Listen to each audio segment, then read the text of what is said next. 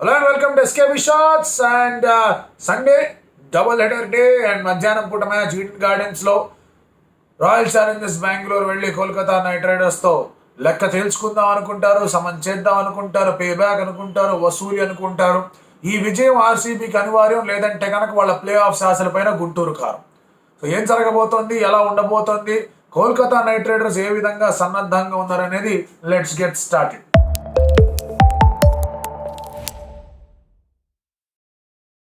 KKR is a very strong team provided their openers do well. Openers కాకుండా వాళ్ళ సైడ్లో బాగా ఆడిన ప్లేయర్లు లేరు. ఇప్పటిదాకా జరిగిన అన్ని మ్యాచ్ల్లో కూడా వాళ్ళు ఓడిపోయిన మ్యాచ్లు తీసుకోండి, మీరు చెన్నై సూపర్ కింగ్స్ ఓడిపోయిన మ్యాచ్ కానివ్వండి, రాజస్థాన్ రాయల్స్ ఓడిపోయిన మ్యాచ్ కానివ్వండి. రాజస్థాన్ రాయల్స్ ఇన్ఫాక్ట్ వాళ్ళ ఓపెనర్ బాగా 100 కొట్టాడు, ఆ తర్వాత highest score was 30. Valuable contributions ఏవి ఎక్కడ కూడా రాలేదు వాళ్ళ దగ్గర నుంచి. So that is the biggest worry. దాని మీద ఆర్సీబీ క్యాపిటలైజ్ చేసుకునే ప్రయత్నం చేయాలి. లాస్ట్ టైం ఏ మనిషి అయితే అక్కడ విధ్వంసం సృష్టిస్తున్నాడో కేకేఆర్కి, ఆ మనిషిని ఫామ్లోకి తీసుకొచ్చి మళ్ళీ ఓపెనింగ్ బ్యాటింగ్ నువ్వు చేయగలవు రాజా, ఎందుకంత ల్యాక్ ఆఫ్ కాన్ఫిడెన్స్ నీకు అని చెప్పి చేసింది ఆర్సీబీ టీం. ఆర్సీబీ టీంకి అగేన్స్ట్ గానే పవర్ ప్లేలో అంత భారీగా బాధ అవతల పడేస్తే వాళ్ళ కాన్ఫిడెన్స్ రావడం, గెలుపులు రావడం, ఆ తర్వాత విధ్వంసాలు సృష్టించాడు, ఢిల్లీ మీద సృష్టించాడు, ఆర్ఆర్ మీద సృష్టించాడు, ఆధార కొట్టడానికి సిద్ధంగా ఉన్నాడు. So their old ploy of Narine opening అనేది మళ్ళీ దానికి ఒక పాజిటివ్ కోరిలేషన్ తీసుకొచ్చింది, ఒక పాజిటివ్ ఫీలింగ్ కలిగించింది మాత్రం ఆర్సీబీ బౌలర్. సో దాన్ని మళ్ళీ కొంచెం న్యూట్రలైజ్ చేసే ప్రయత్నం ఆర్సీబీ బౌలర్లు చేయడానికి రెడీగా ఉంటారు. వాడు చేస్తారా చేయాలని సెకండరీ ఇష్యూ. ఇంకోటి మనం మాట్లాడుకోవాల్సింది ఏంటంటే ఇక్కడ కాంట్రిబ్యూటర్స్ పరంగా బ్యాటింగ్ ని చూస్తే అంకుష్ రఘువంశీ మంచి స్టార్ట్లు వచ్చాయి రఘువంశీకి. ఆ తర్వాత శ్రేయస్ అయ్యర్ చెన్నై మ్యాచ్ ఆడాడు, అతను పెద్దగా కాంట్రిబ్యూషన్ చేయలేదు. రింకు సింగ్ని వాళ్ళు మరీ అంత కింద పంపించాల్సిన అవసరం లేదు. Rinku can bat up. 10 ఓవర్లు అయిపోయిన రింకుని బ్యాటింగ్ పంపించాడు. ఎక్కడ ఫస్ట్ వికెట్ పడిందా, 2వ వికెట్ పడిందా, 3వ వికెట్ పడిందా తేడా లేకుండా పంపించాడు. He is a much better batter. అతనికి ఫినిషింగ్ రోల్స్ ఉన్నాయి, కరెక్టే కాదంటే అక్కడ మీరు రసల్ ఆపుకున్నారుగా ఫినిషింగ్కి. Rinku is a much better batter. రింకుకు అవకాశం ఇవ్వాలి, మరి అది ఆ రీతిలో ఆలోచిస్తారా లేదా చూడాలి వాళ్ళు. అండ్ వాళ్ళు వెంకటేష్ యాదవ్ దగ్గర నుంచి 50 స్కోర్ ఏదో వచ్చింది, బట్ అది కూడా ఓపెనర్స్ డ్యామేజ్ చేసిన తర్వాత ఇంకా పెద్ద ప్రాబ్లం లేదు, ఈజీగా మనం కొడేస్తాం మ్యాచ్ అనుకున్నప్పుడు వచ్చింది. శ్రేయస్ అయ్యర్ దగ్గర నుంచి రన్స్ వాళ్ళకి కావాలి. శ్రేయస్ దగ్గర నుంచి రన్స్ వచ్చాయంటే కనుక ఓవరాల్గా they'll feel really happy. Bowling విభాగంలో మనం మాట్లాడుకుంటే Vaibhav Rana did well, Harshit Rana did well. సరే రాణా అంటే కనుక కొంతమంది కాస్త కోపాలు రావచ్చు, కానీ రాణా తనకున్న లిమిటేషన్స్తో తను బాగానే బౌలింగ్ తీశాడు. లాస్ట్ మ్యాచ్లో రన్లు ఇచ్చేసాడు అంటే కనుక అప్పటికే దట్ వాజ్ అ గ్యామిల్. అక్కడ ఎవరిని ఆడించాలి, ఏం చేయించాలి, ఎలా తీసుకొని రావాలని హర్షిత్ రాణా చాలా శ్రద్ధగా జాస్ బట్లర్ కొట్టాడు. అతని కాన్ఫిడెన్స్ కాస్త లోగా ఉంటుంది, అతనికి మళ్ళీ వెళ్ళి చెప్పాలి, బాస్ టు డిఫెండెడ్ 30 ఫస్ట్ మ్యాచ్లో బాగా బౌలింగ్ చేస్తున్నాం, వికెట్లు కూడా తీస్తున్నాం, బీ హియర్ అని చెప్పేసి హర్షిత్ రాణాకి చెప్పగలగాలి. మిచెల్ స్టార్క్ దగ్గర నుంచి పర్ఫార్మెన్స్ పరంగా వాళ్ళకి కాస్త బ్లో హాట్ బ్లో కోల్డ్ అంటాం. అంటే కొన్నిసార్లు మంచి పర్ఫార్మెన్స్ వచ్చాయి, కొన్నిసార్లు సరిగా రాలేదు. ఒకసారి 3 వికెట్లు 2 వికెట్లు తీశాడు, ఇంకోసారి బాగా రన్లు ఇచ్చేశాడు. సో వాళ్ళకి ఆ రన్లు ఇవ్వని మిచెల్ స్టార్క్ ఉంటే కనుక బాగా హెల్ప్ అవుతుంది వాళ్ళకి. అలాగే మీకు రసల్ దగ్గర నుంచి లాస్ట్ ఓవర్లో పెద్దగా లాస్ట్ మ్యాచ్లో బౌలింగ్లో కొట్టారు అతన్ని, బట్ దిల్ బి హోపింగ్ ఆ స్లో కట్టర్స్ కనుక వేయగలిగితే ఇక్కడ ఆర్సీబీ ఫినిషర్స్ కానివ్వండి, ఆర్సీబీ లోవర్ మిడిల్ ఆర్డర్ని కాస్త కట్టడి చేయొచ్చు. వాళ్ళ ప్రధానమైన బలం నరేన్ చక్రవర్తిల బలం. వాళ్ళిద్దరూ బాగా వేశారంటే కనుక థింగ్స్ విల్ బి సార్టెడ్. ఎందుకంటే ఇద్దరు 8 ఓవర్లు స్ప్రెడ్ అవుట్ చేస్తారు. పవర్ ప్లేలో మోస్ట్లీ 1 ఓవర్ వస్తుంది, మిడిల్ ఓవర్స్లో 5 ఓవర్లు వస్తాయి, డెత్లో ఇంకో 2 ఓవర్లు రావచ్చు. అలా వాటిని స్ప్రెడ్ అవుట్ చేస్తారు.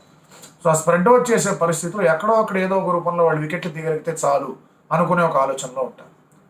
సో ప్రతి ఫేజ్లో వాళ్ళు కనుక వికెట్లు ఇస్తూ పోయారంటే ఆ టీం మిడిల్ ఆర్డర్ అనేది కుప్పకూలుతుంది.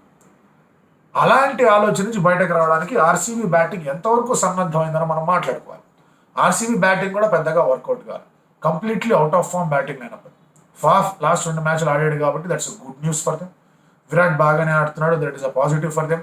విల్ జాక్స్ వాళ్ళు ఆల్రెడీ ఏంది ఆడుతున్నాడు విల్ జాక్స్ అని మాట్లాడుతున్నాడు. విల్ జాక్స్ విల్ ప్లే, ఎందుకంటే Maxwell is not there. Maxwell నాకు బ్రేక్ కావాలని చెప్పాడు, వెళ్ళిపోయాడు మ్యాక్స్వెల్. మళ్ళీ వస్తాడా రాడా అనేది కూడా తెలియదు. సో డైరెక్ట్గా వరల్డ్ కప్కే రావచ్చేమో. కరెక్ట్ టైంలో బ్రేక్ తీసుకున్నాడు. అతను పర్సనల్గా వరల్డ్ కప్ టీంకి కూడా బాగా హెల్ప్ అయ్యే విధంగానే ఉంటుంది. సో విల్ జాక్స్ అనే మనిషి ఆడతాడు, బౌలింగ్ వేస్తాడు. ఫస్ట్ 2 ఓవర్లు బాగా వేసాడు కూడా లాస్ట్ మ్యాచ్లో చూసుకుంటే. సో ఇక్కడ విల్ జాక్స్ ఉన్నాడు, ఫాఫ్ ఉన్నాడు, తర్వాత విరాట్ కోహ్లీ ఉన్నాడు. ఆ తర్వాత ఎవరున్నారు, మీకు ఎవరి దగ్గర నుంచి సరైన రీతిలో పర్ఫార్మెన్స్ రాదు. అండ్ లాస్ట్లో మీకు డీకే ఉన్నాడు. డీకే అద్భుతంగా ఆడుతున్నాడు. సో మధ్యలో నింపాలి కదా, మధ్యలో ఇంకో 3 బ్యాటర్స్ నింపాలి. సో మైపాల్ లోమ్రాన్ని మీరు కనుక 5లో ఆడిచ్చారు, రజత్ పటిదార్ 4లో ఆడిస్తున్నారు. రజత్ పటిదార్ నుంచి కాస్త పర్ఫార్మెన్స్ అనేది రావాల్సిన అవసరం కనిపిస్తోంది. గ్లిమ్సెస్ చూపించాడు, ఒక మ్యాచ్లో బాగా ఆడాడు తను. ఎస్ఆర్హెచ్ మ్యాచ్లో కూడా ఆడే ప్రయత్నం చేసి అవుట్ అయిపోయాడు. So there were glimpses. పడన దగ్గర నుంచి ఇంకా గట్టి ఎత్తులో పర్ఫార్మెన్స్ అనేది రావాలి. I think Green should come back into the squad. ఎందుకంటే మీరు లాకీ ఫర్గ్యూసన్ అన్నారు, టాప్ లీ అన్నారు, ఎవరు వచ్చా రన్స్ వెళ్తున్నాయి. ఇన్ఫాక్ట్ వాళ్ళు ఫస్ట్ ఏదైతే టీం తెచ్చుకున్నారో అల్జరీ జోసెఫ్ తెచ్చుకొని కేజీఎఫ్ అల్జరీ జోసెఫ్ అని ఏదైతే మాట్లాడుకున్నారో వాళ్ళు, ఆ టీమే బెటర్గా ఉంది. కనీసం వాళ్ళు 180, 190 ఇచ్చారు. వీళ్ళు మరీ ఇంకెక్కువ ఇచ్చేస్తున్నారు. సరే ఆ ఒక మ్యాచ్ హైదరాబాద్కి అగేన్స్ట్గా బాగా ఆడారు, అది ఇదని పక్కన పెట్టుకుంటే ముంబైకి వెళ్ళినప్పుడు అలా లైక్ కొట్టారు. So point here is definitely have your best batting unit in display. Me batting అంతా గట్టిగా పెట్టేసుకోండి టీంలో. ఆల్ ఇండియన్ బౌలింగ్ అటాక్తో వెళ్ళండి. లేదు అంటే కనుక మీకు కొంచెం ఇబ్బందులు ఎదురవుతాయి. ఆల్ ఇండియన్ బౌలింగ్ అటాక్తో వెళ్ళండి, శుభ్రంగా వెళ్ళండి. నోడు కాదన్నాడు. మయాంక్ దగ్గర తెచ్చుకోండి టీంలోకి. ఆ కోల్కతా వికెట్ మీద బాగా హెల్ప్ అవుతుంది. విల్ జాక్స్ ఆఫ్ స్పిన్ వేస్తాడు, బాగా హెల్ప్ అవుతుంది. మధ్యాహ్నం పూట match Karan Sharma can also work out there. అతన్ని తెచ్చుకోండి టీంలో కావాలనుకుంటే. సిరాజ్ని వెనక్కి తెచ్చుకోండి. మ్యాచ్ కూర్చోబెట్టారు, బాగా అయిందని చెప్పి తీసుకుంటాండి సిరాజ్ని. తర్వాత వాళ్ళకి ఆకాశ్దీప్ ఉన్నాడు, వైశాఖ్ విజయ్ కుమార్ ఉన్నాడు, సరిపోదు. ఆకాశ్దీప్, వైశాఖ్ విజయ్ కుమార్, తర్వాత మీకు మొహమ్మద్ సిరాజ్ అలాగా ఉన్నాడు. క్యామరన్ గ్రీన్ బౌలింగ్ వేయగలడు. తర్వాత మీకు విల్ జాక్స్ బౌలింగ్ వేయగలడు, డగర్ బౌలింగ్ వేయగలడు. మీకు ఇంపాక్ట్ సబ్గా మీరు తెచ్చుకుంటే కనుక కరణ్ శర్మ లాంటి వాళ్ళు ఉన్నా కూడా అతను బౌలింగ్ వేయగలడు. మీ దగ్గర మంచి బౌలింగ్ రిసోర్సెస్ ఉన్నాయి. ఆ బౌలింగ్తోనే వెళ్ళండి. ఎంత మా పర్మిటేషన్లో కాంబినేషన్లో చేసినా కూడా ప్రాబబిలిటీ ఆఫ్ గెట్టింగ్ హిట్ అనేది sure shot even which is equal to 1. So ఆ ఆలోచనతో వచ్చాయి. సో ఇక్కడ ఆర్సీబీ గురించి మనం మాట్లాడుకుంటే కనుక వాళ్ళ బౌలింగ్ అనేది పక్కన పెట్టండి, ఏమి చేయండి. వాళ్ళ బ్యాటింగ్ని బాగా ఇంప్రూవ్ చేసుకోవాల్సిన అవసరం. సో వాళ్ళ స్టార్ట్ అనేది చాలా ధమాకేదార్ స్టార్ట్ అనేది ఉండాలి. నరేన్, వరుణ్ చక్రవర్తిని ఆడే ప్రయత్నం చేయాలి. Because it is an afternoon game. Most probably వాళ్ళు సుయాష్ శర్మను కూడా తీసుకుని వచ్చే అవకాశం ఉన్నాయి. సో ముగ్గురు స్పిన్నర్లు ఎదుర్కొనే అవకాశాలు కనిపిస్తూ ఉంటాయి. సరే ముగ్గురు పక్కన పెట్టి 2 స్పిన్నర్లు అయితే ఖచ్చితంగా ఎదుర్కోవాలి. స్లోవర్ వన్స్ వేసే ప్రమాదాలు ఉంటాయి. వాటికి తగ్గట్టుగా ఆడే బ్యాటర్స్ కావాలి. So this is a big test for RCB batting. కానీ ఆర్సీబీ గురించి మాట్లాడుకుంటే ఒకటి యాంటీ ఫ్లోర్ ఒక స్టేట్మెంట్ ఇచ్చాడు, ఇక ప్రతి మ్యాచ్ని కూడా వాళ్ళు ఒక సెమీఫైనల్ లాగానే కన్సిడర్ చేసి వెళ్ళాలి అని. బట్ అన్ఫార్చునేట్లీ అది కూడా వర్కౌట్ కాదు అలాంటి స్టేట్మెంట్లు. ఎందుకంటే వీళ్ళు సెమీఫైనల్ గెలిచి చాలా రోజులు అయిపోయింది. సో వాళ్ళకి ఏం చెప్పాలంటే ఒక మస్ట్ విన్ గేమ్ లాగా ట్రీట్ చేసి వెళ్ళడానికి కూడా చెప్పలేరు. Go out and express yourself అన్నట్టుగా చెప్పాలి. ప్రాసెస్ అనేది ప్రాపర్గా ఫాలో అవ్వాలి. And if at all last మ్యాచ్లో ఆడినట్టు కోహ్లీ అండ్ ఫాఫ్ ఒక ఇనిషియేషన్ అనేది ఇచ్చారంటే కనుక ఆర్సీబీ మంచిగా స్కోర్ అనేది చేస్తుంది.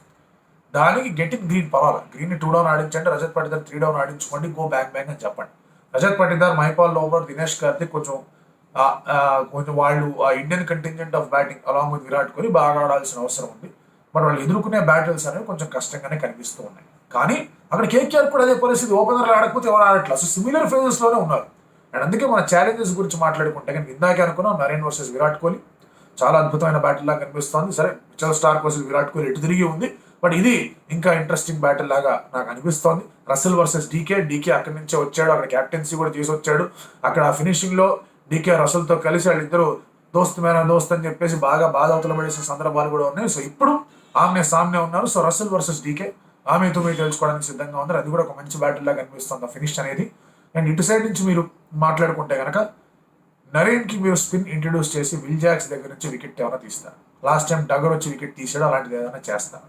సో స్పిన్ వర్సెస్ నరేన్ అనేది ఎటువంటి బ్యాటిల్ ఉంటుంది అనేది చూడాలి. అండ్ సాల్ట్ కూడా బాగా ఆడాడు. సాల్ట్ వికెట్ తొందరగా తీసే ప్రయత్నాలు చేస్తారు. లాస్ట్ 2 సార్లు కూడా మంచి క్యాచ్లు కొట్టాడు. జడేజా మంచి క్యాచ్ పట్టాడు, మన హెల్మెట్ స్టార్ కూడా అద్భుతమైన క్యాచ్ పట్టుకున్నాడు.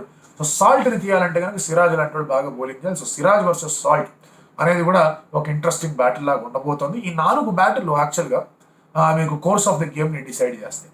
ఫేవరెట్స్గా ఎవరున్నారు మీరు పాయింట్స్ టేబుల్ పక్కన పెట్టండి. ప్రస్తుతానికి పాయింట్స్ టేబుల్ పక్కన పెట్టి ఈ 2 టీములు చూస్తే కనుక కేకేఆర్ ఇస్ ఫేవరెట్ అనిపిస్తుంది. పాయింట్స్ టేబుల్ చూస్తే కనుక ఇంకా ఇది బాగా ఆడుతున్నారు, రిధంలో ఉన్నారు, వీళ్ళకి రిధం లేదు అనిపిస్తుంది. కానీ I somehow feel today RCB pull back చేస్తారేమో అనిపిస్తోంది. జస్ట్ దట్ వాళ్ళ దగ్గర నుంచి ఎప్పుడైనా కూడా ఒక 1 గేమ్ ఎక్స్పెక్ట్ చేస్తాం. షోర్ షాట్ ఈ పక్క 100% ఇచ్చేసిన గేమ్, ఆ గేమ్ ఇది అవుతుందేమో అనే ఆలోచనలో ఉన్నాను. అండ్ చూద్దాం, let us see how things go. ఎందుకంటే విరాట్ కోహ్లీ గోస్ బిగ్, దాని ఆర్సీబీని ఆపడం కష్టం అవుతుంది. బట్ అదే చెప్తున్నాను కదా, అటు సైడ్ ఇష్యూస్ ఉన్నాయి, ఇటు సైడ్ ఇష్యూస్ ఉన్నాయి. ఎవరు ఇష్యూస్ని ఎక్కువగా క్యాపిటలైజ్ చేసుకుంటారో వాళ్ళకే విక్టరీ అనేది అందుతుంది. మీరేమనుకుంటున్నారు?